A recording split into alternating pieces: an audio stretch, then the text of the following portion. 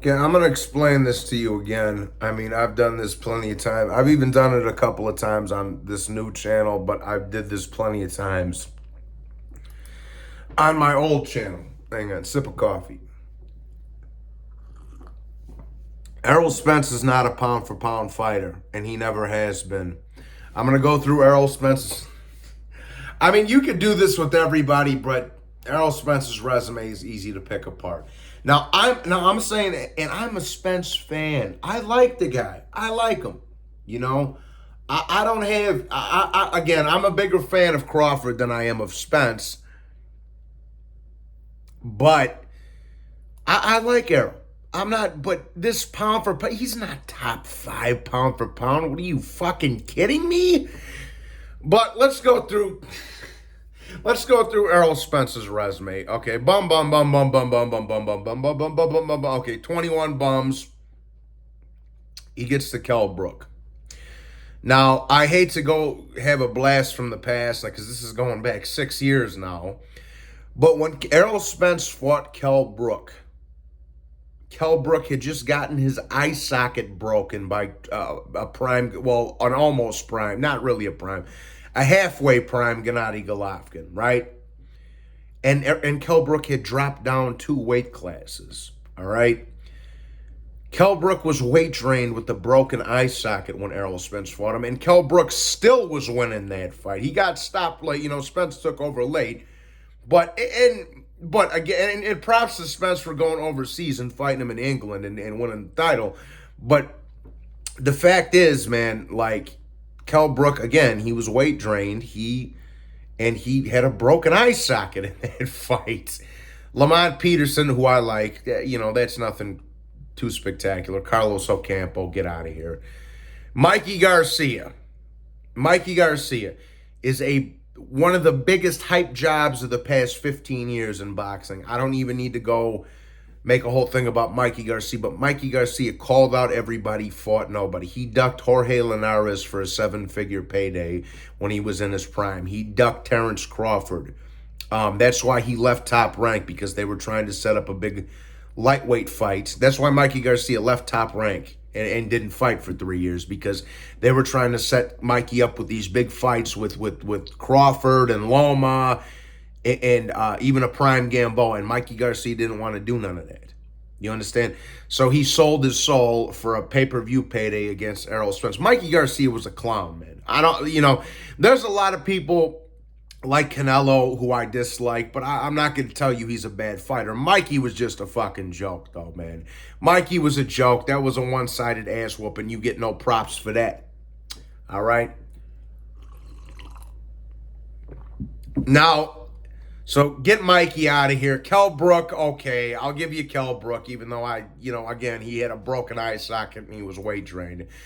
Now, still to the best, at least in my opinion, right?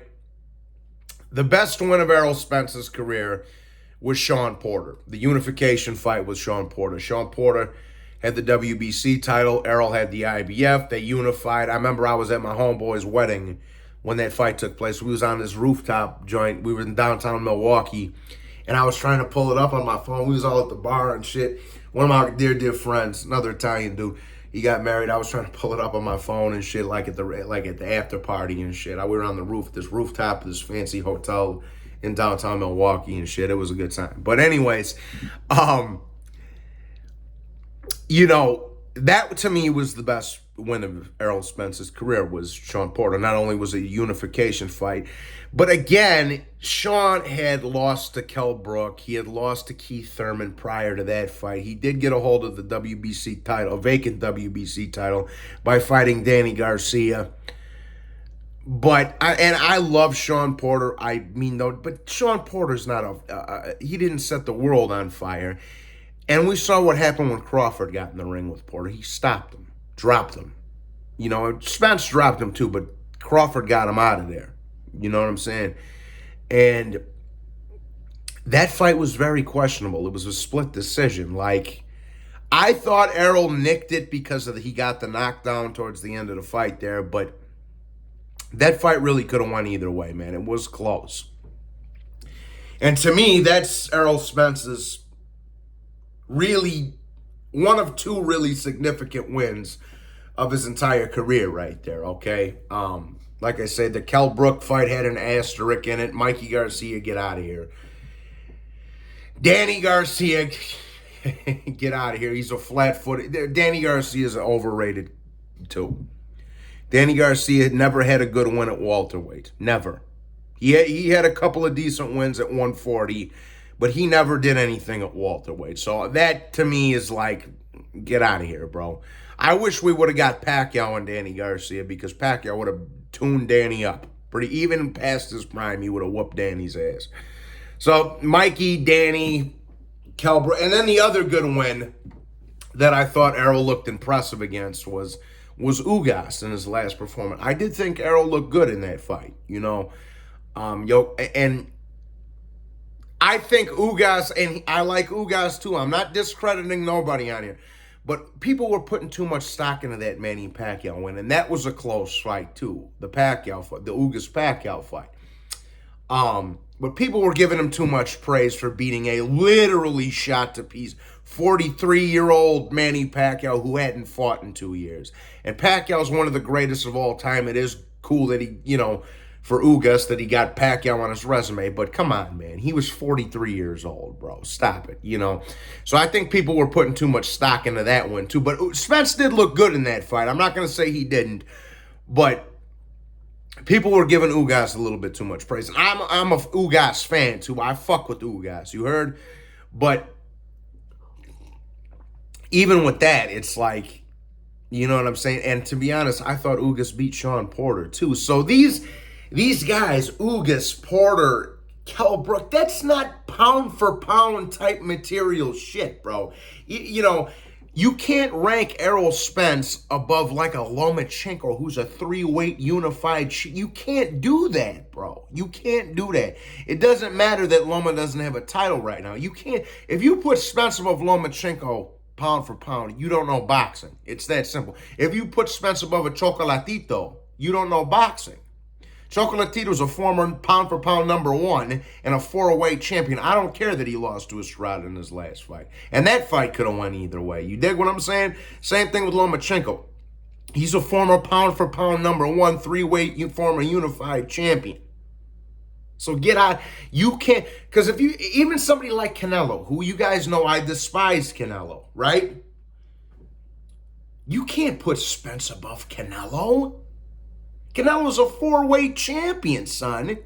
He knocked out, and I think the Kovalev fight was fishy, but regardless, you can't have him above Canelo or Estrada or Chocolatito or Lomachenko or Bivol or forget Inoue and Usyk. That's in a whole nother realm.